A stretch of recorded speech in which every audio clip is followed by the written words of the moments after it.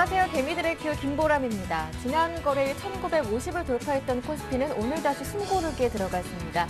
외국인들의 매수는 꾸준하게 이어지고 있지만 개인과 기관 쪽에서 차익 매물을 내놓으면서 제자리 걸음 이어가고 있는데요. 먼저 이 시각 시장 흐름부터 자세하게 확인하고 오겠습니다.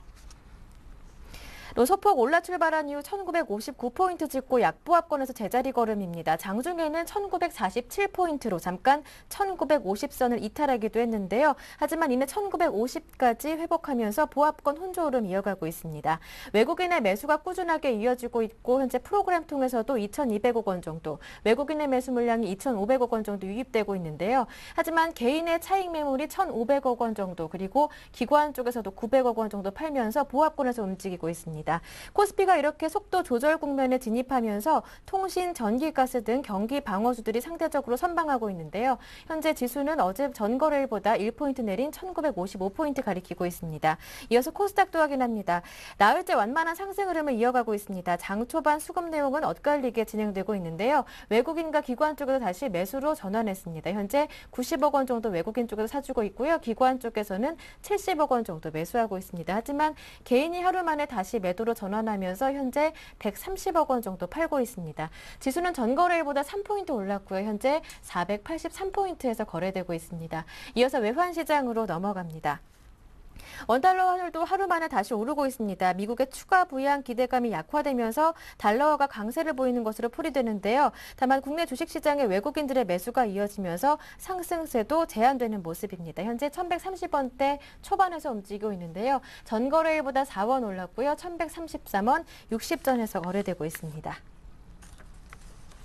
네, 먼저 이 시각 시장 흐름 확인해봤고요. 잠시 뒤부터는 개미들의 종목 상담이 시작됩니다. 어떻게 참여하실 수 있는지 방법 알려드릴게요.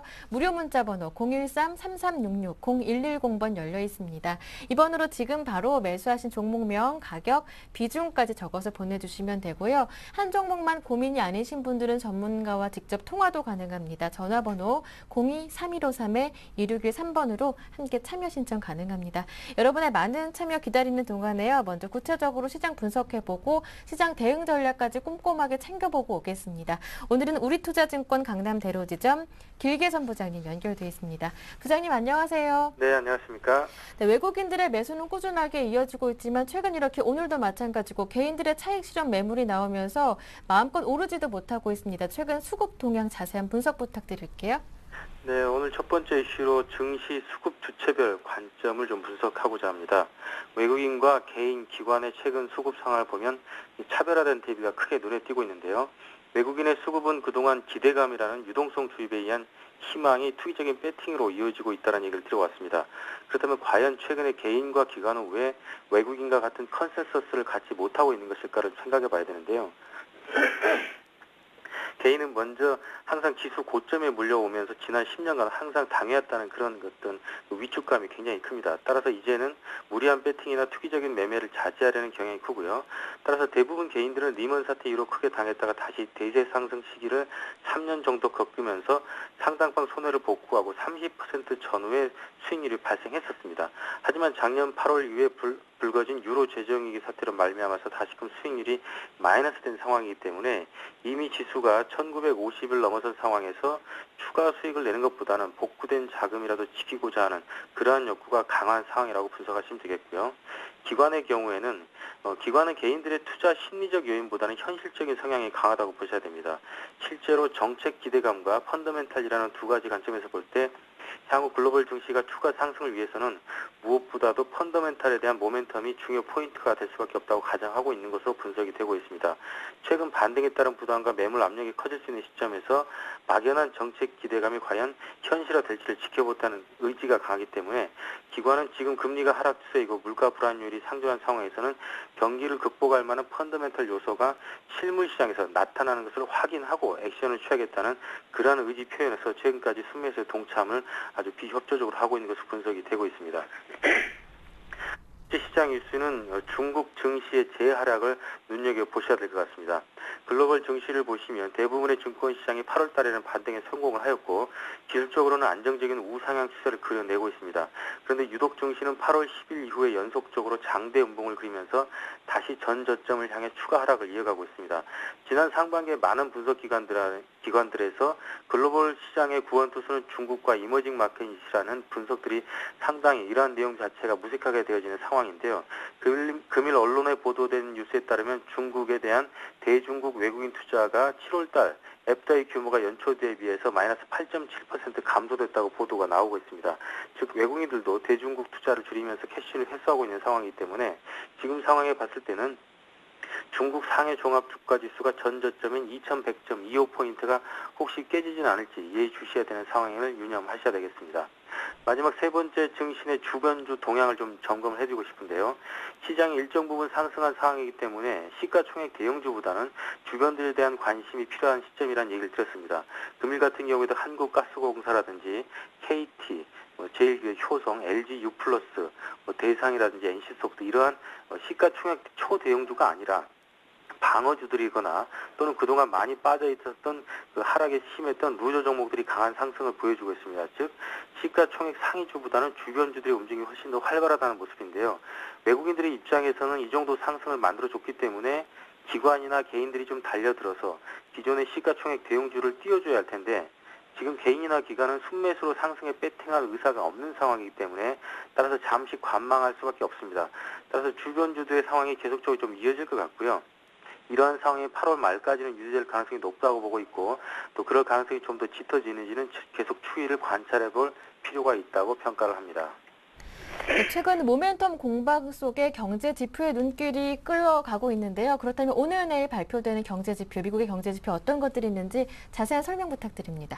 네, 목요일자에 세 가지 지표가 발표될 예정인데요. 미국 내에서 주택 착공 데이터가 발표될 예정입니다.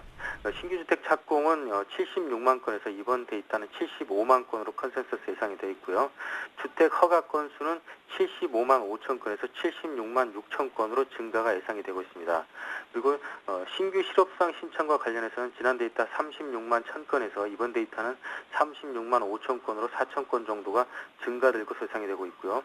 필라델피아 연준에서 조사하고 있는 기업 일반 조건 인덱스 지표는 마이너스 12.9에서 이번에 마이너스 5%로 상당히 줄어들 것으로 예상이 되고 있습니다. 그리고 금요일자에는 중요한 지표인 소비자 신뢰 지수가 발표될 예정인데요. 미시간 대학교 소비자 신뢰 지수가 지난 데이터 72.3에서 이번 데이터 72.0으로 상당폭 줄어들 것이 예상이 되고 있습니다. 그러나 전체적으로 보면 주택 지표와 필라델피아 연준의 서베이 결과를 볼 때는 전반적인 기업 환경은 양호하다는 것을 반영하고 있는 것이고요. 반면 소비자 신뢰 지수의 하락은 최근의 곡물 가격 급등이라든지 유가 상승의 재점화 가능성을 염두에 둔 컨센서스로 풀이되기 때문에 아직까지는 미리 염려할 필요는 없어 보이기 때문에 현재의 추세는 유지될 것으로 전망을 해봅니다.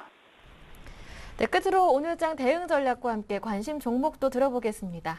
네, 전서의 시장 대응 전략은 주변주 트레이딩에 강화될 것이라는 점들을 제가 설명을 좀 드렸었는데요. 네. 지금 시장 자체가 강하게 치고 나가기에는 조금 모멘텀이 좀 부족한 상황이기 때문에 금일 외국인이 2,500억 원대의 순매수를 하고 있고 프로그램 매수까지도 강하게 유입되고 있지만 지수는 약보합에 머물러 있다는 것을 감안해 보면 아직까지는 주변주 트레이딩을 강화해야 될 것으로 보고 있습니다.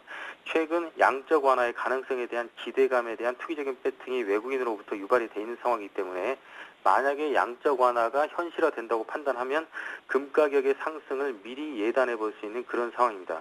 그렇게 따져보면 그러한 주변주 트레이딩의 강화 종목으로서 고려아연과 풍산과 같은 종목들을 유념해서 보셔야 될 것 같고요. 추가적으로 LS 산전을 얘기 드리고 싶은데요.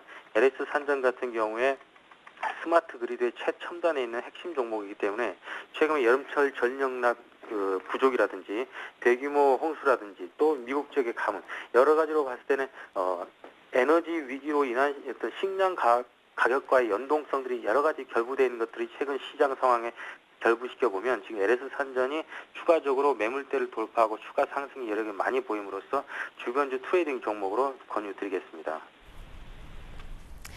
네, 말씀 잘 들었습니다. 오늘 도움 말씀 고맙습니다. 네, 고맙습니다. 네, 지금까지 우리투자증권 강남대로지점 길계선 부장님과 함께했고요. 이어서 개미들의 종목 상담이 이어집니다.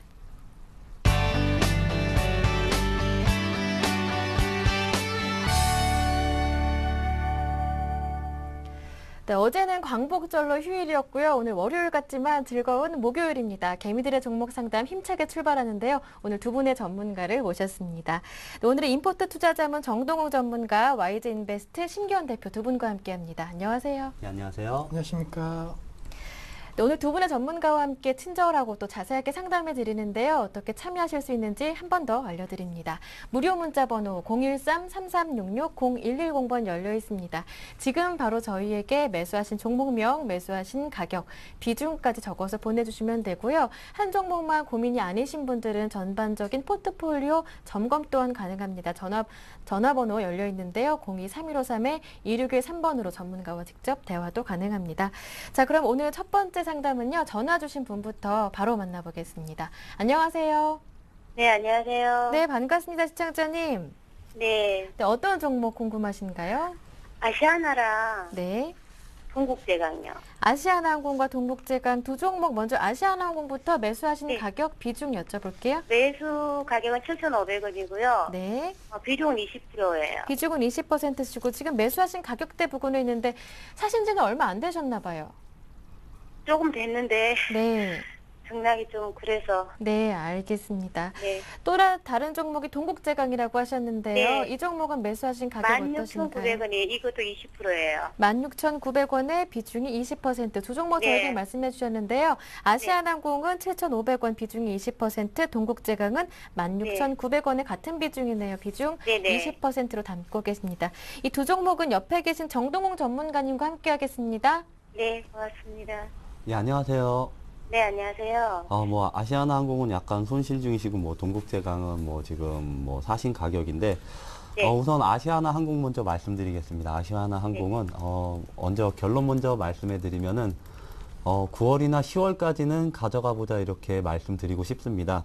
지금 막 약간의 아시아나항공이 손해를 보고 계신데 아시아나항공이 지금 뚜렷한 반등을 보이지 못한 게 유가가 많이 예전보다 2분기보다 상승했기 때문에 1분기인가 2분기보다 지금 유가가 계속 지속 상승하면서 그 저점 대비 많이 올라와서 아시아나항공이 실적이 2분기까지 안 좋기 때문에 지금 뚜렷한 상승을 보이지 못하고 있는데 아마 시청자님께서도 지금 뭐 다른 대형주들 많이 상승하는데 아시아나항공 같은 경우는 상승을 못했기 때문에 지금 되게 소외감을 느끼실 텐데 아시아나항공은 이제 3분기가 최대 성수기입니다. 아시다시피 뭐 제가 오늘도 뉴스로 봤었는데 해외 여행객이 사상 최대라고 합니다. 뭐 해외 여행객이 우리나라에 들어온 여행객도 뭐 1,000만 이상을 돌파했다 뭐 이렇게 나오고 있지만 국내에서 해외로 나가는 여행객도 올해가 사상 최대가 될 것이다 이렇게 전망하고 있기 때문에 아시아나항공은 3분기 실적 모멘텀이 있지 않나 이렇게 판단을 하고 있는데, 거기에 따라서 또 이제 원달러 환율이 지금 지속적으로 하락을 하고 있습니다. 뭐 1180원에서 지금 오늘 1130원인가까지 이제 하락을 했는데, 아무래도 이제 환율이 하락하다 보면은, 비행기 빌린 그 이자 비용이 부담감이 좀 덜해지기 때문에 그 이자 부담감도 덜해진다. 그리고 최대 성수기 3분기 실적이 이제 도래하고 있다. 이 두 가지 측면으로 봤을 때 아시아나항공은 목표가 1차 목표가는 8,000원까지 상승할 수 있을 것으로 이렇게 판단을 하고 있습니다. 그리고 만약에 또 한 번에 추가 상승을 한다면은 8,800원까지 추가 상승할 여력이 충분하기 때문에 아시아나항공 같은 경우는 10월이나 9월까지 보유해보자 이렇게 말씀드리겠습니다. 네, 아시아나항공 상담해 드렸는데요. 어떻게 잘 들으셨나요? 네네. 네, 또 한 종목이 동국제강이었는데요. 이어서 네. 한번 살펴볼게요. 네. 네. 동국제강은 지금 50원이 올라서 이제 수익권이시네요.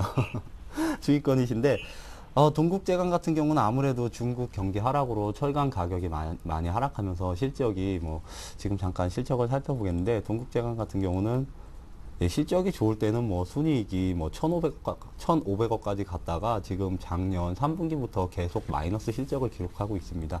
그 이유가 아무래도 중국 경기 하락으로 인해서 지금 철강 가격이 많이 하락했기 때문인데 최근의 반등은 아무래도 외국인의 수급에 의해서 이렇게 된 것이 아닌가 이렇게 판단을 하고 있습니다. 외국인과 기관이 이렇게 많이 매집을 하면서 동국제강이 많이 상승을 했는데 아무래도 바닥론이 나오기 때문입니다. 왜 바닥론이냐? 철강 가격이 그동안 하락만 했는데 최근에 유럽하고 미국에서는 철강 가격이 반등을 시작했습니다. 그런데 아직까지 뚜렷한 반등을 보이지 못한 이유가 중국에서만 아직까지 철강 가격이 뭐 눈에 보일 만큼의 반등을 보이지 못했기 때문에 지금 동국제강도 지지부진하게 완만하게 상승을 하고 있는데, 만약에 중국에서 철강 가격이 반등을 한다면은 동국제강은 더 가파르게 상승할 그런 여력이 있습니다. 그런데 아무래도 유럽과 미국에서 먼저 철강 가격이 반등을 했기 때문에 이 중국에서도 반등할 것이다라는 기대감이 이미 반영된 수치입니다. 지금 가격은. 그렇기 때문에 동국제강 같은 경우는 실적 부분에서 밸류적인 면에서 접근을 한다면은 지금 가격에서 절대로 살 수가 없습니다. 단기 철강 가격 상승이라는 모멘텀으로 접근을 해야 되는데, 동국제강 같은 경우는 아무래도 미리 선 반영을 했기 때문에 방망이를 좀 짧게, 목표가를 짧게 가져가야 될 것 같습니다. 그래서 아무래도 1차 목표가는 18,000원까지 잡고, 그리고 2차 목표가는 19,000원까지만 잡고 이렇게 짧게 잡아가시는 전략 추천드리겠습니다. 네, 1차 목표가는 18,000원, 그리고 2차로는 19,000원 설정해 주셨는데요. 어떻게 잘 들으셨나요? 그럼 지금이라도 네. 그 매도를 하는 게 맞다는 건가요? 네, 아니요, 동국제강. 지금 동국제강 같은 경우는 수급을 잠깐 살펴보시면 기관하고 외국인이 꾸준하게 매집을 하고 있거든요. 그 이유는 지금 미국하고 유럽에서 철강 가격이 반등을 했고, 아무래도 철강 업황이 바닥을 찍었다, 이 부분 때문에 지금 기관하고 외국인에 의해서 상승을 했는데, 중국에서조차 철강 가격이 눈에 띄게 반등을 보인다면 또 한 번의 추가 상승이 있을 것으로 이렇게 전망을 하고 있습니다. 그렇기 때문에 아직까지는 상승 여력이 더 있기 때문에 1차 18,000원까지는 좀 보유해보고 가져가보자, 이렇게 말씀드리겠습니다. 아, 네, 감사합니다. 네, 많은 도움 되셨습니까? 네, 고맙습니다. 나중에 또 다른 종목 궁금하실 때 전화나 문자 주시고요. 오늘 참여해 네. 주셔서 고맙습니다. 네, 감사합니다. 네, 이렇게 오늘 첫 번째 전화 상담 받아봤고요. 문자 상담 이어가기 전에요. 먼저 여러분 많이 궁금하실 것 같아서 이 점 한번 살펴봐야 할 것 같습니다. 바로 한화그룹주인데요. 한화회장 김승현 회장의 실형 선고가 나오면서 한화그룹주에도 관심이 옮겨지고 있습니다. 한화가 지금 3.4% 정도 내리고 있는데 관련 이슈 분석해보고요. 그와 관련해서 그룹주의 동향까지 모두 정동우 전문가님께 의견 여쭤볼게요. 오늘 아침에 김승현 회장의 4년 법정 구속 이제 확정 판결이 나오면서 하나그룹주가 그 우려감으로 아까 6%인가까지 이렇게 하락을 했었습니다. 그런데 이걸 반대로 생각해 보면은 회사 경영 차질에 의해서 하나를 비롯해서 하나그룹주들이 하락을 했는데, 다시 한번 큰 폭으로 하락을 한다면 저점을 이용해서 단기 차익을 실현할 수 있는 기회가 아닌가, 이렇게 판단을 하고 있습니다. 네. 객관적으로 이렇게 판단을 해보겠습니다. 하나 같은 경우는 글로벌 대기업입니다. 만약에 김승현 회장 1인 구속으로 확정 판결로 진짜 3심까지 구속이 된다, 그러면은 이런 1인 회사 체제가 아니기 때문에 정말로 하나가 김승현 회장 구속으로만 회사가 정말 경영이 차질이 우려가 된다면은 아마 국가에서조차 그 대비책을 내놓지 않을까, 이렇게 판단한 바도 있고, 1인 회사 경영 체제가 아닌 이상 김승현 회장이 구속된다고 하더라도 네. 회사에는 큰 경영 차질이 없을 것으로 이렇게 판단을 하고 있습니다. 그렇기 때문에 하나가 지금 6%까지 내려갔다 다시 3%까지 반등을 보인 모습인데, 만약에 정말 확정 판결로 인해서 하나그룹이 만약에 마이너스 10% 이렇게까지 간다 그러면 그 점을 이용해서 저점 구간으로 활용하셔서 단기 차익의 기회가 되지 않을까, 이렇게 판단을 하고 있고, 하나그룹주 전체에 대해서는 장이 받쳐주는 한 오늘의 하락 갭은 다 메우고 다시 올라오지 않을까, 네. 이렇게 판단하고 있습니다.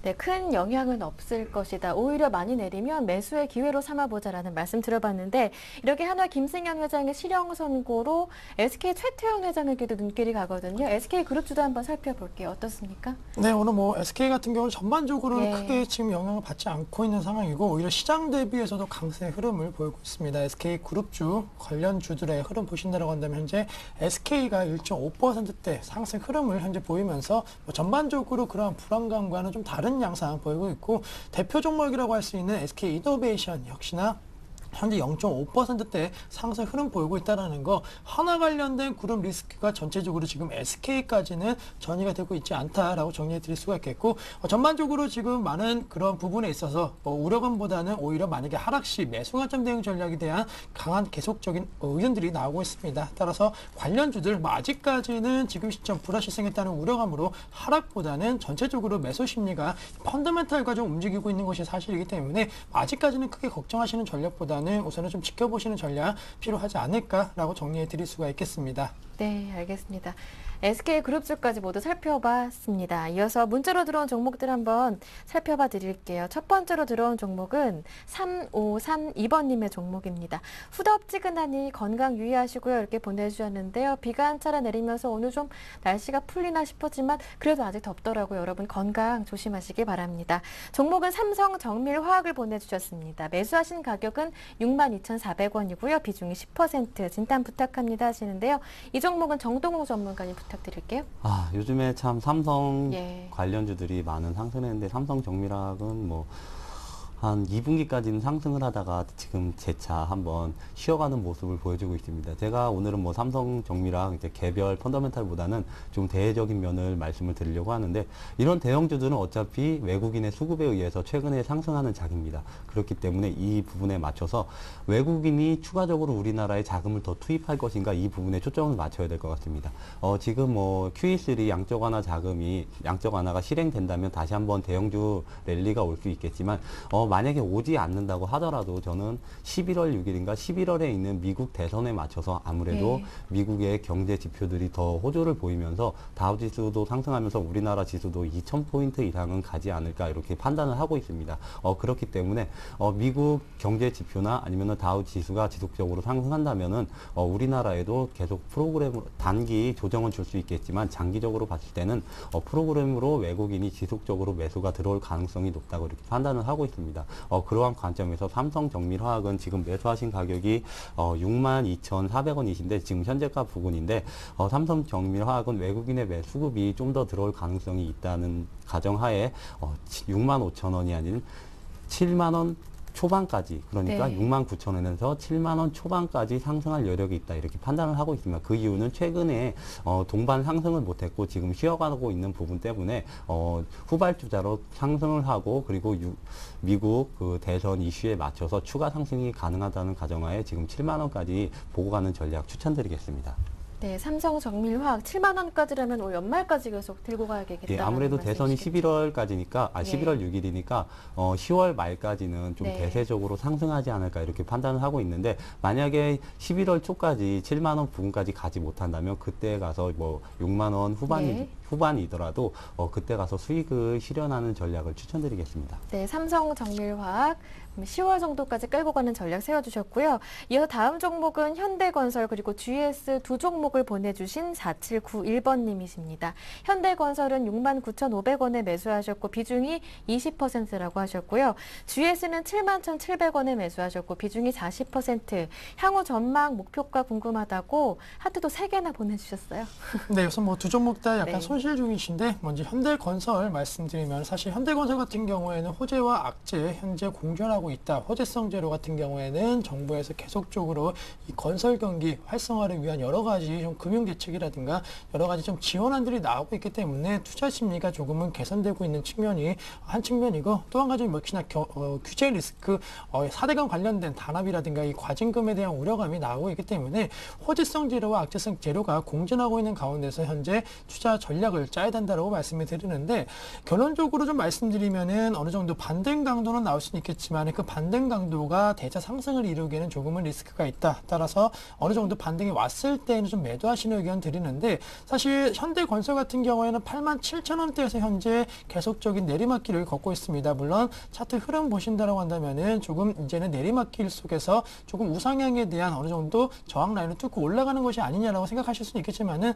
전체적으로 지금 기울기가 조금은 더 커지고 있는 것이 사실이기 때문에 지금은 저항 라인을 뚫고 올라가는 것이 아니고 아직까지는 계속적인 하락 추세가 이어진다라는 것으로 판단이 되고 있기 때문에, 이러한 추세 속에서는 우선은 한 66,000원대까지만 목표가 설정이 짧게만 가능할 것으로 판단되고 있고, 아시겠지만 해외 수주 모멘텀이 그렇게 큰 상황은 아닙니다. 또한 국내 부동산 경기 상당히 좋지 못한 상황 속에서 여러 가지 지원안에도 불구하고 투자 심리가 크게 개선되고 있지 않기 때문에 최근에 반등 강도는 단순히 좀 기대감 속에서 많이 올랐다. 따라서 실물 경기가 살아나지 않는다라고 한다면은 큰 폭의 상승은 좀 기대하기 어려울 것으로 판단되고 있기 때문에 목표가는 66,000원 혹은 좀 높게 잡으면 67,000원대까지만 가능할 것으로 판단되고 있고, 손절가가 중요할 것으로 판단되고 있는데 62,000원 이탈 시에는 역시 앞서 말씀드렸던 지금 하락 추세에 있기 때문에 57,000원대 이하까지도 내려갈 가능성이 있을 것으로 판단되고 있습니다. 따라서 건설업종, 최근에 업종 순환매에 따른 기대감, 그리고 뭐 정부 정책이라든가 이런 거로 지금 어느 정도 단계 상승했는데 아직은 대체 상승을 좀 논하기에는 힘들다라는 점 참고하시면서 우선은 손실 줄이시는 전략만 말씀을 드리겠고, GS에 대해서 말씀드리면은 지금 시점 우선은 이 종목은 홀딩하자. 그 이유는 유가와 관련된 부분, 뭐 GS 같은 경우에는 지주 회사로서 다양한 업종에 어느 정도 지금 영향을 받고 있지만 사실 GS라든가 SK 상당히 좀 많은 정유 업종과의 연관성으로 지금 주가가 좀 급등세에 보이고 있기 때문에 향후 3차 양적 완화라든가 유동성 공급에 따른 기대감으로 상품 시장에 대한 가격 상승이 이루어진다라고 한다면은 충분히 7만 원대까지도 도달이 좀 가능할 것으로 판단되고 있기 때문에 네. GS 같은 경우에도 역시나 매수가 부분까지 기다리시는 전략은 유효하다라고 정리해 드리겠고, 손절가는 최근에 급등 양상 51,000원대에서 워낙 빠르게 급등세를 보였습니다. 따라서 62,000원대가 이탈된다라고 한다면은 급등에 따른 급락 가능성도 나올 수 있을 것으로 판단되고 있기 때문에 62,000원에 대한 손절가도 지금 지키시는 전략으로서 급등 이후에 급매물에 대한 우려가 어느 정도 리스크 관리 필요하다라고 정리해 드릴 수가 있겠습니다. 네, 두 종목 현대건설과 GS 살펴봐 드렸습니다. 이어지는 종목은 한국사이버결제입니다. 이 종목은 8130번님께서 보내주셨는데요. 매수하신 가격이 7,600원 수익 중이시네요. 축하드립니다. 비중이 20% 목표가가 궁금하다고 하시는데요. 한국사이버결제 제가 네. 전 시간에도 말씀드릴 것 같은데 PG와 벤 사업을 영위하는 업체입니다. 간략하게 설명해 다시 드리면 PG 사업 같은 경우는 인터넷으로 이렇게 카드 결제를 하는 거고, 벤 사업은 오프라인으로 해서 카드를 직접 긁는다, 이렇게 판단하시면 될 것 같은데, 최근에 이제 한국사이버결제가 많은 하락을 하다가 이제 바닥을 찍고 다시 반등하는 모습을 보여주고 있는데, 한국사이버결제 같은 경우는 KG 이니시스랑 항상 같이 봐야 됩니다. 비록 KG 이니시스가 벤 사업이 아닌 PG 사업만 영위한다고 하더라도 같은 사업을 영위하기 때문에 같이 봐야 되는데, KG 이니시스는 이렇게 지금 신고가까지 이제 달려가고 있는데 왜 한국사이버결제는 못 가고 있느냐? 단적으로 말씀드리겠습니다. KG 이니시스는 지금 2분기 실적을 잠깐 살펴보면은 영업이익 53억에 순이익이 63억이 나왔습니다. 1분기와 비슷한 수치로 나왔는데, 한국사이버 같은 경우는 영업이익은 비슷한 수치가 나왔지만 순이익이 약간 하회하면서 지금 한국사이버결제가 탄력이 좀 둔화되지 않았나, 이렇게 판단을 하고 있는데, 이런 단기 순이익이 줄어든 거는 일시적 비용이나 이런 처리가 있기 때문에 크게 우려할 만한 사항이 아닙니다. 언제든지 다시 3분기나 4분기부터 다시 순이익이 다시 예전 수준만큼 회복할 것이기 때문에 그 부분에 대해서는 전혀 우려할 부분이 아니기 때문에 지금 한국사이버결제는 KG 이니시스를 따라서 추가 상승을 할 가능성이 있다. 그리고 네. 아무래도 제가 몇 번 말씀드렸지만 모바일 페이먼트 시장이 급속도로 성장을 하고 있습니다. 그렇기 때문에 한국사이버결제는 향후 1, 2년 동안은 추가적으로 실적이 더 성장할 것이기 때문에 지금 8,000원 이하 가격이면 싸다, 이렇게 말씀을 드리고 싶습니다. 만약에 한국사이버결제나 KG 이니시스가 하락을 한다면 그거는 대외 악재로 인해서 전체 코스피 시장이 빠지기 때문에 하락을 하는 것이지 개별 종목으로 펀더멘털이 나빠서 빠지는 것은 아니기 때문에 정말 7,000원 이하로 내려가면은 그때는 비중을 지금 비중이 20%인데 10% 이상 더 증가시켜도 될 것 같습니다. 그런데 7,000원 이하 가격은 이제 주지 않을 것 같고, 나머지 20% 비중만 지금 목표가를 짧게 가져가시면은 9,000원까지는 추가 상승이 가능할 것 같고, 만약에 장이 제가 아까 말씀드린 대로 미국 대선 이슈에 따라서 장이 더 상승한다 그러면은 10,000원 이상까지 가능하다고 이렇게 판단을 하고 있는데, 아무래도 10,000원 이상이 되면은 그때부터 이제 스캘퍼들이 많이 붙습니다. 9,000원, 9,990원까지는 아무래도 한 호가창이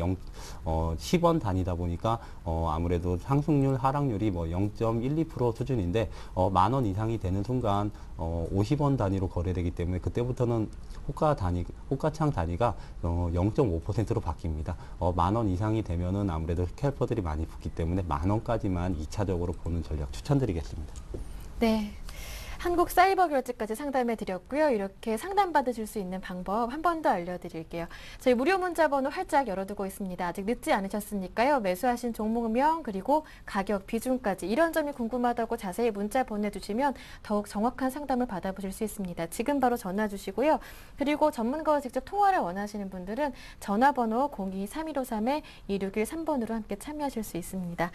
자, 이어서 상담 드릴 종목은요. KP케미칼입니다. 0165번님께서 보내주셨는데요. KP케미칼 합병한다는데 더 사도 될까요? 하십니다. 호남석유 합병이 체결됐는데요. 매수하신 가격이 15,400원이신 거 보니까 아직은 손실 중이신데 오늘 한 4% 이상 오르더라고요. 추가 매수 가능한지 이 점 궁금하다고 하십니다. 지금 현재 비중은 20%신데요.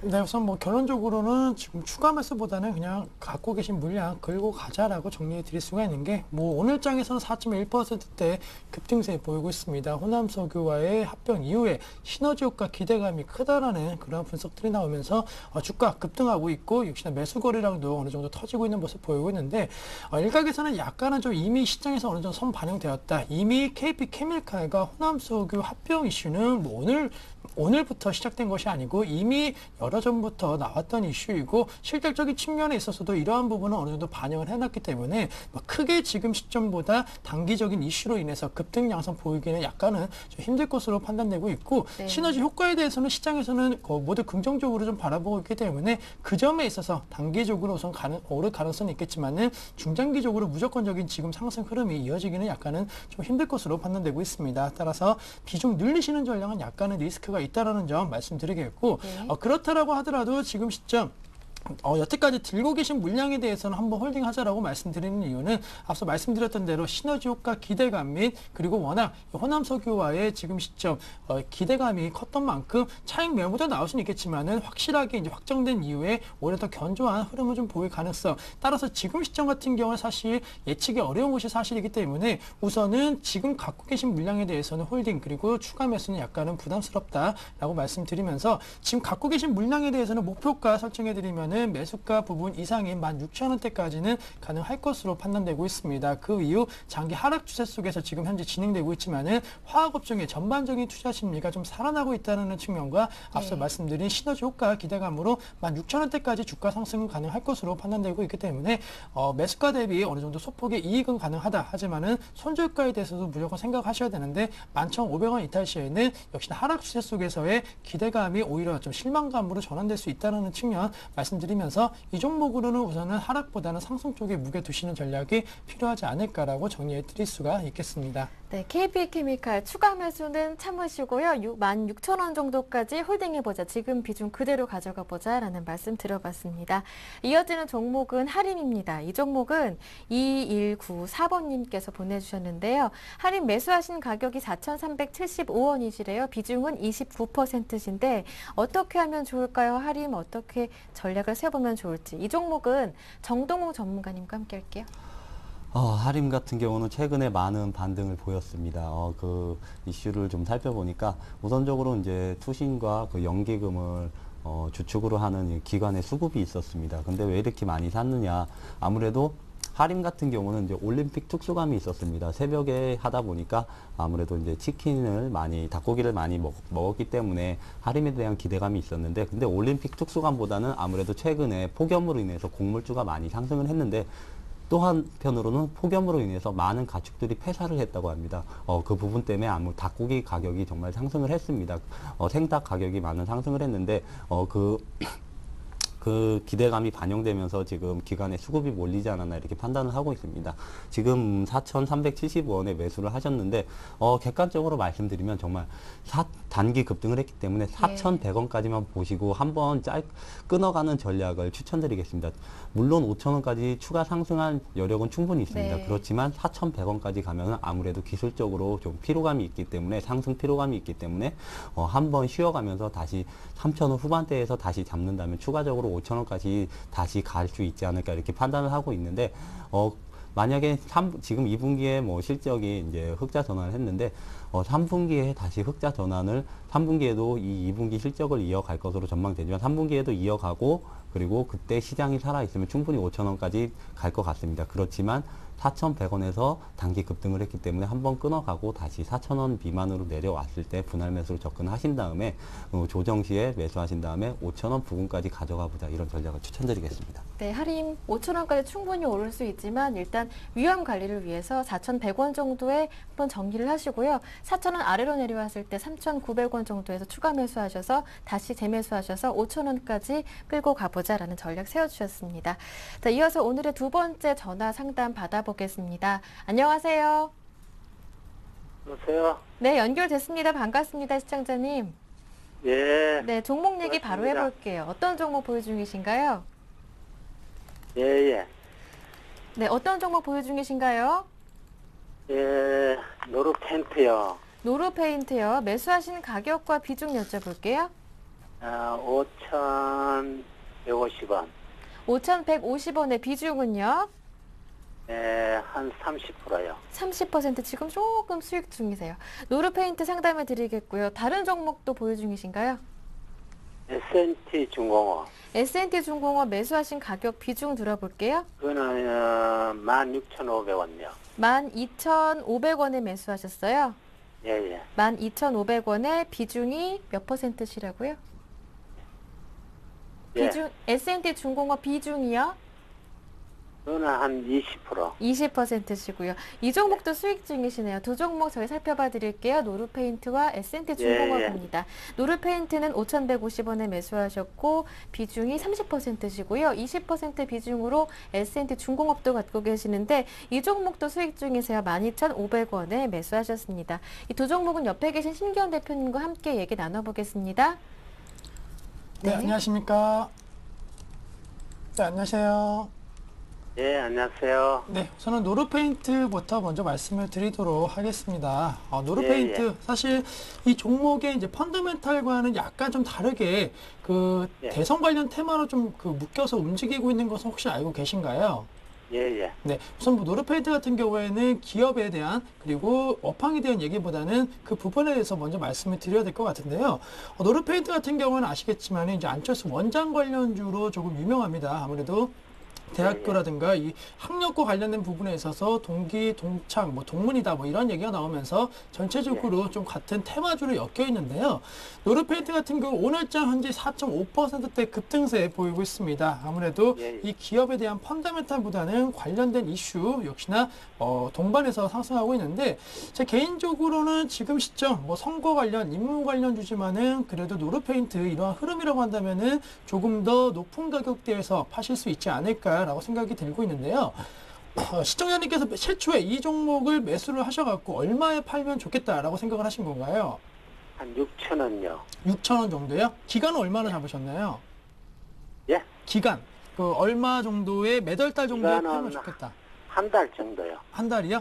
네. 예. 우선은 그와 좀 비슷한 예상을 좀 저도 할 것으로 해드린다라고 말씀드리는데 우선은 제가 생각한 목표가에 있어서는 6,000원 부분도 물론 좋겠지만 한 리스크를 조금 낮추고 기간을 좀 낮춘다라고 한다면 한 5,800원 정도가 가능하지 않을까. 그 이유 같은 경우는 5,800원. 지금 현재 5,200원인데요. 지금 네. 가격대에서 한 10% 정도의 추가 상승만 노리시는 전략이 좀 필요할 것으로 판단되고 있고 6,000원은 이미 한번 5월 달에 한번 이러한 이슈로 급등세 보였던 그 가격대 부분보다 조금 낮은 가격이기 때문에 아무튼 그 가격대 온다라고 한다면은 6,000원대 이상에서 사셨던 분들이 계속적으로 좀 매물을 많이 내놓을 것으로 판단되고 있습니다. 따라서 예, 매물 예. 부담이 조금 덜할 수 있는 한 5,700~800원대에서 파시는 전략이 필요할 것으로 판단되고 있는데 최근에 그 인물 관련된 그 흐름 보신다라고 한다면은 썩 나쁘진 않습니다. 물론 뭐 재단과 관련된 부분에 있어서 악재가 좀 나왔지만은 전체적으로 대선 행보에 대한 강한 의지와 그리고 움직임이 좀 나타나고 있기 때문에 노르페인트 역시나 그런 흐름 속에서 한 5,700~800원 정도까지는 오를 수 있을 것으로 판단되고 있고 기간 같은 경우에는 지금 8월 중순인데 시청자님께서 생각하셨던 한 9월 중순이라든가 늦어도 9월 말까지는 이 대선 관련된 이슈가 조금은 더 확실하게 부각될 가능성이 있을 것으로 판단되고 있기 때문에 지금 시점 같은 경우에는 비중이 뭐 약간은 좀 많으신 편이시지만은 그래도 지금 이슈의 핵심이 되고 있는 종목인 만큼 좀 어느 정도 홀딩 하셔갖고 수익을 좀 극대화하시는 전략. 단 리스크 관리도 철저히 하시면서 우선은 손절가에 있어서 5,000원 이탈된다라고 한다면은 비중을 조금씩 줄이시는 전략이 꼭 필요하다라는 점. 역시나 테마주 성격이 짙은 종목인 만큼 그와 관련된 부분에 있어서는 꼭 기억을 하고 접근을 하자라고 말씀을 드리겠고요. 지금 노르페인트 같은 경우는 사실 뭐 중국에 관련된 진출 이러한 기대감도 나타나면서 개별 종목의 펀더멘털도 있겠지만은 우선은 선거 관련된 이슈가 중요하기 때문에 이 점에 초점을 맞추셔서 우선은 투자하시는 것이 필요하지 않을까라고 말씀드릴 수가 있겠습니다. 예. 좀 이해가 되셨나요? 예, 예. 네, 그렇다면은 다음 종목 같은 경우에 S&T 중공업을 지금 매수를 하셨는데요. 이 종목은 어떠한 점, 뭐 자동차 부품에 관련된 부분을 좀 그 생각을 하셔서 매수를 하신 건가요? 아니면 이것도 테마로 약간은 생각을 하셔서 접근하신 건가요? 아니, 그건 오래된 건데요. 네. 그때 좋다 해가지고 하는 건데. 아, 그러세요? 그럼 약간 자동차 부품주에 대한 기대감. 네. 예. 네, 우선 S&T 중공업 같은 경우에는 사실 뭐 중공업이라고 써 있지만은 자동차와 관련된 특히나 최근 같은 경우는 헬리콥터, 약간 비행기와 관련된 부분에 있어서의 부품 업체로서 약간은 지금 시장에서 인식을 하고 있기 때문에 그와 관련된 부분에 있어서 좀 말씀을 드리면은 지금 이 종목 같은 경우에는 노르페인트와는 다르게 조금은 좀 비중 축소 혹은 어느 정도 매도 관점 대응 전략을 말씀을 드리겠는데요. 사실 S&T 중공업 같은 경우에는 자동차 부품 업체로서 기대감이 컸지만은 사실 그렇게 다른 종목 대비해서 펀더멘털에 대한 기대감이 크진 않습니다. 따라서 오늘 성우 하이텍 같은 종목군들 5% 넘는 급등세 보이고 있는데 이 종목은 오히려 1.8% 현재 하락세 보이고 있다는 것이 말씀드렸던 대로 저평가 메리트가 크게 지금 부각되고 있지 않은 시점이다라고 정리해드리겠고, S&T 중국 같은 경우에는 뭐 현대기아차에 대한 이슈보다는 약간은 좀 다른 업체들과의 이슈와 조금은 어느 정도 연관성이 짙은데 아시겠지만 다른 이 자동차 업체 전체적으로 지금 약간은 상반기보다는 하반기가 안 좋을 것으로 예상이 되고 있기 때문에 S&T 중공업 역시나 실적 악화에 대한 우려가 조금씩 나오고 있기 때문에 지금 13,100원 부분에서 움직이고 있는데 어느 정도 다시 한번 반등이 왔을 때는 좀 매도하시는 전략이 필요할 것으로 판단되고 있는데 S&T 중공업은 매수하셔서 지금 얼마 정도에 그래도 팔면 좋겠다라고 생각을 하고 계시는 건가요? 그건 뭐 너무 많이 빠져가지고 네. 이거 뭐 얼마나 뭐 생각도 없어요. 네. 그렇다면은 지금 제가 13,150원 나에서 거래가 되고 있는데 많이 빠졌다라고 해서 무조건 반등을 기다리시는 것은 이러한 중소형 업체에 있어서는 약간의 좀 리스크가 있습니다. 따라서 많이 빠졌기 때문에 시장이 올라오면 같이 올라오겠지 이렇게 생각하시는 것보다는 차라리 시장이 올라올 때 어쩔 수 없이 무조건적으로 올라올 수 있는 종목 쪽으로 다시 한번 종목 교체하시는 것이 필요할 것으로 판단되고 있고 최근에 흐름을 보시면 아시겠지만 이제 외국인들이 좀 많이 사주면서 시장이 올라오고 있습니다. 그것은 시총 상위 종목군주로 빠르게 반등폭 확대될 것으로 판단되고 있기 때문에 한 14,000원대 왔을 때는 비중 줄이시면서 다른 대형주로 좀 갈아타시는 전략이 필요할 것으로 판단되고 있기 때문에 포트에 약간 중소형주가 많으신 편이신데 지금은 대형주 중심으로 약간은 포트를 구성하시는 것도 전체적인 포트폴리오에 있어서는 좀 필요하지 않을까라고 말씀드릴 수가 있겠습니다. 예, 감사합니다. 먼저 노르페인트는 한 5,700원에서 800원 정도 목표가 세워주셨고요. 그리고 S&T 중공업은 14,000원 정도까지 들고 가보자라는 말씀 들어봤습니다. 어떻게 도움 많이 되셨나요? 예, 아유, 감사합니다. 다행입니다. 나중에도 전화 주시고요. 고맙습니다. 예, 감사합니다. 네, 오늘 두 번째 전화 상담까지 받아봤고요. 이어서 문자로 보내주신 분들 종목 상담해드리겠습니다. 8489번님께서 보내주셨는데요. SK이노베이션이네요. 매수하신 가격은 평균 매매 가격이 17만 500원이라고 하셨고요. 비중이 많으세요. 70%신데 매도 시기를 알고 싶습니다 하십니다. 이분 아무래도 오랜 시간 좀 마음고생을 하시다가 이제 매수가로 회복하신 것 같아요? SK이노베이션 그럼 결론 먼저 간략하게 말씀드리면 19만 원대까지는 추가 상승이 가능할 것이다 이렇게 전망을 하고 있습니다. 그 이유는 아무래도 매번 말씀드렸지만 지금 SK이노베이션이 많이 하락했던 이유는 2분기 실적이 안 좋았기 때문입니다. 유가 하락 그리고 정제 마진이 안 좋았기 때문에 2분기 실적이 안 좋았는데 모두 개선이 됐습니다.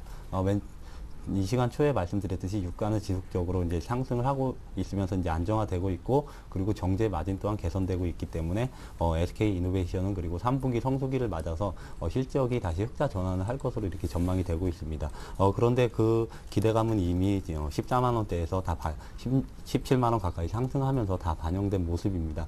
추가 상승을 위해서는 아무래도 예상을 뛰어넘는 실적이나 추가 유가 상승 아니면은 지금보다 더 큰 외국인이나 기관의 수급이 필요한데 전 아무래도 추가 상승은 외국인의 수급이 이끌지 않을까 이렇게 판단을 하고 있습니다.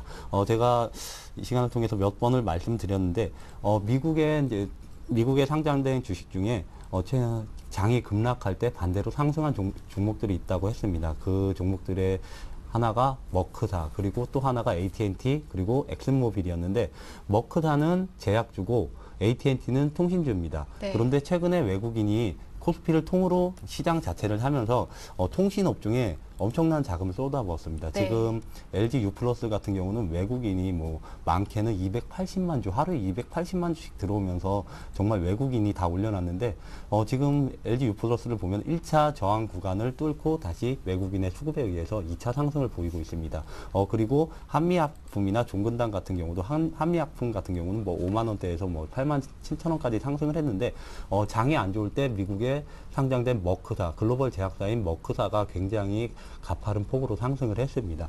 그렇기 때문에 한미약품도 외국인의 수급이 지속적으로 들어온 모습을 볼 수 있습니다. 이렇게 우리나라 코스피 시장을 살 때 외국인이 살 때는 자기 자국에서 뭐 미국 시장에서 상승했던 업종, 상승했던 종목과 연관된 국내 종목을 사는 경향이 많기 때문에 아무래도 엑슨모빌도 많은 상승을 했습니다. 엑슨모빌과 많은 연관이 있는 SK이노베이션, S오일 등으로 아무래도 외국인 수급이 들어오면 추가적으로 더 들어와서 2차 네. 상승을 이룰 수 있지 않을까 이렇게 판단을 하고 있기 때문에 네. 19만 원까지 외국인 수급에 의해서 아마 추가적으로 상승이 가능할 것으로 이렇게 판단을 하고 있습니다.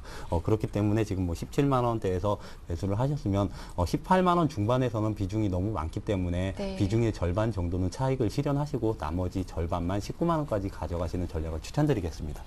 네, 일단 19만 원까지 추가 상승 가능하겠다 이렇게 보시는데요. 비중이 70%로 많으시잖아요. 18만 원 중반 정도에서 반은 물량을 조금 줄여주시고요. 나머지 반 물량으로 35% 비중으로 19만 원까지 수익 실현하시는 게 좋을 것 같습니다. 이어서 한 종목 더 살펴볼게요. SK 하이닉스 들어왔는데요. 매수하시는 가격이 3만 원, 비중이 100%신데요.